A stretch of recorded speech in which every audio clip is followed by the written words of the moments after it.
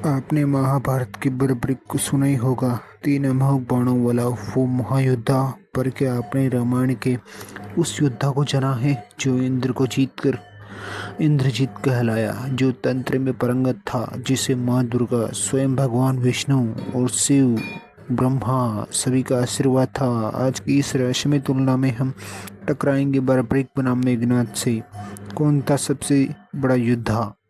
शुरू करते हैं एक महाशक्ति की यात्रा। भारत के दौर सबसे रहस्यमयी और महापराक्रमी योद्धा, एक श्री कृष्ण के वरदान से युक्त बर्बरीक, दूसरा लंका का शूरवीर रावण का पुत्र मेघनाद, जो केवल एक योद्धा नहीं बल्कि तंत्र का ज्ञाता, शिव भक्त और मृत्यु को भी पराजित करने वाला था। आज जानते हैं, अगर दोनों में युद्ध होता तो कौन होता विजयी। बर्बरीक घटोत्कच पुत्र, भीष्म का पुत्र, उसके पास 3 अमोघ बाण थे। जो युद्ध शुरू करता वहाँ केवल विनाश होता। उसका वचन था, जो भी कमजोर पक्ष होगा मैं उसका साथ दूंगा। लेकिन मेघनाद, जिसे इंद्रजीत कहा गया है क्योंकि उसने स्वयं देवों के राजा इंद्र को पराजित किया था, वह रावण और मंदोदरी का पुत्र था। परंतु उसकी शक्ति उसके वश से नहीं, उसकी साधना और तप से प्राप्त हुई थी। माँ दुर्गा से वरदान पाया था कि कोई भी उसे तब तक नहीं हरा सकता जब तक वह यज्ञ से शक्ति न ले ले। वह भगवान शिव का अनन्य भक्त था, तंत्र विद्या में अष्टविष्ट और सिद्धियों का ज्ञाता। ब्रह्मास्त्र, पाशुपतास्त्र और वैष्णवास्त्र, तीनों देवताओं के अस्त्र उसके पास थे। मेघनाद ने देवताओं को भी युद्ध में हरा दिया। इंद्र, यम, कुबेर, वरुण तक को परास्त किए हुए थे।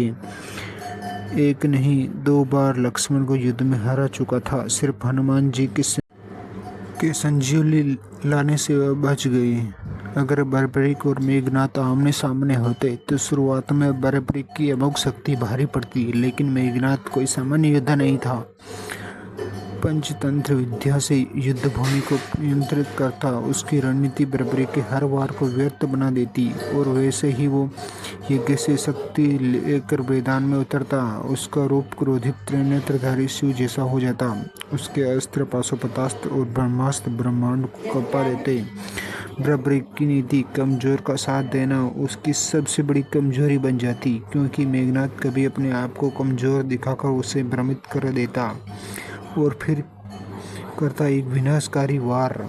बर्बरीक निसंदेह एक महान योद्धा था, तेज, शक्तिशाली और त्रिनेत्रधारी, नैतिकता का प्रतीक। परंतु मेघनाद केवल ताकत नहीं, बल्कि वह एक तांत्रिक योद्धा, रणनीतिकार और देवों को चुनौती देने वाला अवतारी पुरुष था।